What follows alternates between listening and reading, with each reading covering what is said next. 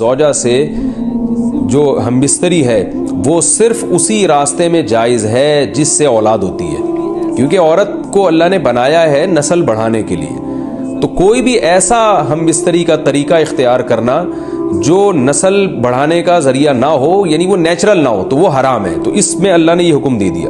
تو اس سے صاف یعنی حدیث سے بھی پتہ چلتا ہے، اور تمام فقہا کا اجماع بھی ہے اس آیت کی روشنی میں کہ مسئلہ تھوڑا حیا کے خلاف ہے، لیکن میرا خیال ہے بتانا ضروری ہے کہ پچھلے راستے سے عورت سے ہم بستری کرنا بالکل حرام ہے، ناجائز ہے، اور نبی صلی اللہ علیہ وسلم کی اس پہ بہت شدید لعنت ہے، بہت شدید وعید ہے۔ تو یہ بالکل اللیگل ہے اسلام میں کہ عورت کے پچھلے راستے سے اس سے ہم بستری کی جائے۔ جو لوگ لڑکوں سے بدفعلی کے عادی ہوتے ہیں ان کو یہ ایک چسکا لگ جاتا ہے، تو یہ حرام ہے، ناجائز ہے، کیونکہ اللہ نے بتا دیا کہ یہ تمہارے لیے بمنزلہ کھیت۔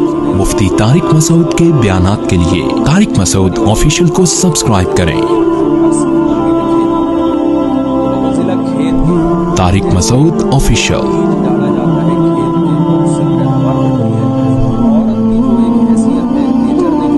اللہ نے ارشاد فرمایا نساؤکم حرث لکم، تمہاری عورتیں تمہارے لیے بمنزلہ کھیت کے ہیں۔ حرث عربی میں کھیت کو کہتے ہیں، تو بمنزلہ کھیت کے ہیں۔ جیسے بیج ڈالا جاتا ہے کھیت میں اور اس سے پیداوار بڑھتی ہے، تو عورت کی جو ایک حیثیت ہے، نیچر نے جو اس کی ایک حیثیت متعین کی ہے، وہ بھی ایک نسل بڑھانے کا ذریعہ ہے، جس میں مرد کا جو اسپم ہے وہ بطور بیج کے ہے، اور جو اولاد ہے وہ ایک پیداوار کی طرح ہے۔ تو اللہ نے یہ یاد رکھیں، اس آیت کو نا بہت سارے غیر مسلموں نے عورت کے خلاف بہت نیگیٹیوٹی پھیلائی ہے کہ دیکھو اسلام عورت کی توہین کرتا ہے، اس کو کھیتی سے تعبیر کرتا ہے۔ تو کچھ لفظ کسی اور زبان میں جب وہ جاتے ہیں نا تو وہ توہین کا معنی دیتے ہیں۔ عربی میں جو حرث کا معنی ہے یہ تعظیم کے لیے ہے، توہین کے لیے نہیں ہے۔ اردو میں جو کھیتی کا معنی ہے وہ توہین کے لیے استعمال ہوتا ہے۔ کھیتی یعنی جو پاؤں میں روندی جانے والی، اور زمین جو ہے نا پاؤں میں گویا روندی، اس کو روندا جا رہا ہے۔ تو اس لیے اس کا اردو میں بالکل اسی طرح جو لوگ ترجمہ کر دیتے ہیں کہ عورتیں تمہاری کھیتیاں ہیں، تو یہ ترجمہ میرا خیال ہے اس لیے درست نہیں ہے کہ اردو میں اس کا مفہوم ہی چینج ہو جاتا ہے۔ یعنی گویا ایک عزت کے لیے جو لفظ اللہ نے استعمال کیا وہ ذلت کا ذریعہ بن جاتا ہے۔ تو اس لیے کسی بھی زبان میں جب ہم کسی بھی لفظ کا ترجمہ کرتے ہیں تو اس زبان کے ہمیں محاوروں کو دیکھنا چاہیے کہ اس زبان میں یہ لفظ کس معنی میں استعمال ہو رہا ہے۔ مثال کے طور پر ہو سکتا ہے کتا کا لفظ کسی زبان میں وفاداری کے لیے استعمال ہوتا ہو، کسی کو لوگ ڈاگ کہتے ہوں تو اس کا مقصد ہوتا ہے وفادار انسان ہے، لیکن ہمارے یہاں اردو میں گالی ہے وہ، اور آپ بولیں کہ بھئی وہ فلاں قوم ڈاگ کہتی ہے تو ہم کتا کہیں گے، تو آپ جب اس کا ترجمہ اردو میں کریں گے تو کتے سے نہیں کر سکتے۔ تو اسی طرح یہ عربی کا جو لفظ ہے اس میں بھی یہ چیز غور یعنی ملحوظ رہنی چاہیے۔ تو اس لیے اس کا ترجمہ کیا جائے گا تمہاری عورتیں تمہارے لیے پیداوار بڑھانے کا ذریعہ ہیں، نسل بڑھانے کا ذریعہ ہیں۔ فاتو حرثکم، تم اپنے اس نسل بڑھانے کے ذریعے کے پاس آؤ، انا شئتم، جیسے چاہو، وقدموا لانفسکم، اور اپنے نفسوں کے لیے آگے بھیجو، یعنی اولاد کی نیت سے آیا کرو زوجہ کے پاس، اور آخرت کے لیے انتظام کرو، یعنی اولاد پیدا کر کے جو تاکہ دنیا اور آخرت میں تمہارے لیے، فیوچر میں تمہارے لیے کام آئے، دنیا بھی داخل ہے آخرت بھی داخل ہے۔ تو یہ آیت کا بھی ایک شان نزول ہے کہ صحابہ کرام تو چونکہ جو خواتین تھیں مکہ میں صدیوں سے وہ لوگ آباد تھے، ان کے سفر خاص طور پہ عورتوں کے سفر بہت ہی کم ہوا کرتے تھے۔ تو جب ہجرت ہوئی ہے اور جو ہے نا ہجرت کر کے بہت ساری صحابیات مدینہ آئی ہیں، تو مدینہ میں ان کے نکاح دوسری قوموں میں ہوئے، پھر انصار صحابہ سے بھی ہوئے۔ تو چونکہ تقویٰ تھا ان خواتین میں، للہیت تھی، تو بعض جگہ ایسے واقعات ہوئے کہ میاں بیوی کے جو آپس کا ریلیشن ہوتا ہے، ظاہر ہے وہ ہر قوم میں اور ہر جو ہے نا شخص کا مزاج دوسرے سے مختلف ہوتا ہے، تو بعض مردوں نے اس طرح سے اپنی زوجات کے ساتھ ہم بستری کی کہ ان خواتین کو پھر اشکال ہوا کہ پتہ نہیں اس طرح سے ہم بستری کرنا جائز بھی ہے یا نہیں ہے۔ تو انہوں نے نبی صلی اللہ علیہ وسلم سے یہ مسئلہ پوچھا کہ یا رسول اللہ، ہمارے شوہر ہمارے پاس اس طرح سے آتے ہیں تو کیا یہ جائز ہے یا نہیں؟ تو ان کے سوال کو بھی مبہم رکھا گیا، اور قرآن نے اس کے جواب کو بھی کنایتاً بیان کیا، کیونکہ مسئلہ بظاہر حیا کے خلاف ہے، تو قرآن جب بھی کوئی ایسی بات ہوتی ہے تو اشارتاً کنایتاً اس کا تذکرہ کر دیتا ہے تاکہ مسئلہ بھی واضح ہو جائے، کیونکہ ظاہر ہے اس کی ضرورت تو قیامت تک آنے والے انسانوں کو پڑ سکتی ہے نا. یہ تو ہر میاں بیوی کا اپنا ایک ذاتی مسئلہ ہوتا ہے کہ ہمیں کس طرح سے پرمیشن ہے، کس طرح سے پرمیشن نہیں ہے. تو اللہ تعالیٰ نے بھی اشارتاً ہی اس حکم کو قرآن میں بیان کر دیا. قرآن میں اس لیے بیان کیا کہ تاکہ اس میں کوئی اجتہادی اختلاف کی گنجائش نہ رہے.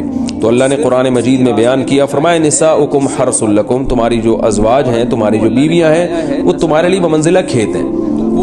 کھیت کا مطلب کیا ہوتا ہے؟ پیداوار بڑھانے کا ذریعہ. تو اس میں سب سے پہلا مسئلہ تو قرآن نے یہ بیان کر دیا کہ زوجہ سے جو ہم بستری ہے وہ صرف اسی راستے میں جائز ہے جس سے اولاد ہوتی ہے، کیونکہ عورت کو اللہ نے بنایا ہے نسل بڑھانے کے لیے. تو کوئی بھی ایسا ہم بستری کا طریقہ اختیار کرنا جو نسل بڑھانے کا ذریعہ نہ ہو، یعنی وہ نیچرل نہ ہو، تو وہ حرام ہے. تو اس میں اللہ نے یہ حکم دے دیا. تو اس سے صاف یعنی حدیث سے بھی پتہ چلتا ہے اور تمام فقہاء کا اجماع بھی ہے اس آیت کی روشنی میں کہ مسئلہ تھوڑا حیا کے خلاف ہے، لیکن میرا خیال ہے بتانا ضروری ہے کہ پچھلے راستے سے عورت سے ہم بستری کرنا بالکل حرام ہے، ناجائز ہے. اور نبی صلی اللہ علیہ وسلم کی اس پہ بہت شدید لعنت ہے، بہت شدید وعید ہے.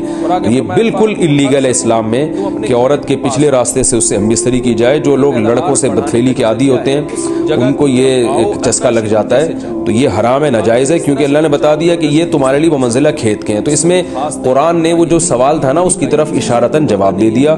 اور آگے فرمایا فاتو حرثکم، تم اپنے کھیت کے پاس آؤ.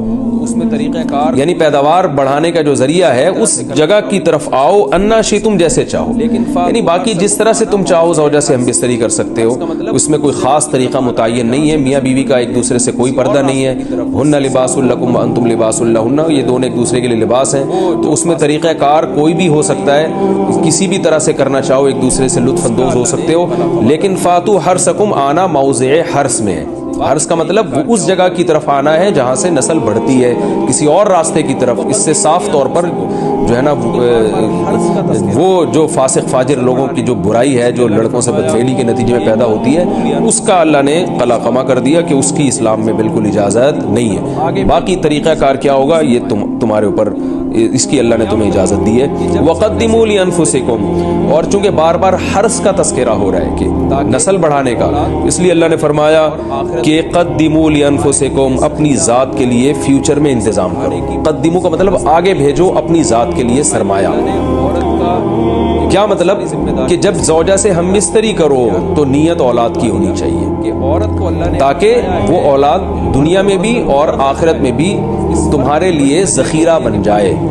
نسل بڑھانے کی بہت زبردست ترغیب ہے اس آیت میں. اور اس آیت میں اللہ نے عورت کا کہ بہت ساری ذمہ داریوں میں سے ایک بڑی ذمہ داری کا بھی بیان بتا دیا کہ عورت کو اللہ نے بنایا ہے.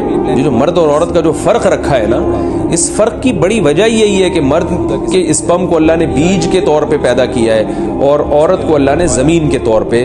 تو بیج اور زمین کے ملاپ کا بنیادی مقصد ہی نسل بڑھانا، پیداوار بڑھانا ہوتا ہے، نہ یہ کہ نسل روکنا. آج فیملی پلاننگ والوں نے اس آیت کی دھجیاں اڑا دی اور جو پوری دنیا میں ایک بےہودہ قسم کی تحریک چل رہی ہے، یہ آیت بالکل اس کی نفی کر رہی ہے. اس لیے اللہ نے فرمایا، اچھا اللہ نے اس کا بھی جواب دے دیا کہ جو فیملی پلاننگ والے کہتے ہیں نا نسل بڑھنے سے تمہارا نقصان ہوگا، خرچے بڑھ جائیں گے، تو اللہ فرماتا ہے قدموا لانفسکم، تمہارا فیوچر بن جائے گا، سنور جائے گا. کیونکہ اولاد پہ اتنی انویسٹمنٹ نہیں ہوتی جتنا اس کا آؤٹ پٹ ہوتا ہے. ان پٹ کم ہے، آؤٹ پٹ زیادہ ہے. انویسٹمنٹ کم ہے، اس کے جو پروفٹ ہے وہ زیادہ ہے، دنیا میں بھی اور آخرت میں بھی. تو اللہ نے فرمایا اپنے نفس کے لیے، فیوچر کے لیے انتظام کرو، بڑھاپے کے لیے انتظام کرو. تمہارے بیٹے ہوں گے، بیٹیاں ہوں گی، پوتے ہوں گے، نواسے ہوں گے، بہویں ہوں گی. یہ دنیا کا مستقبل اور آخرت کا مستقبل کیا ہے جو عبداللہ بن عمر رضی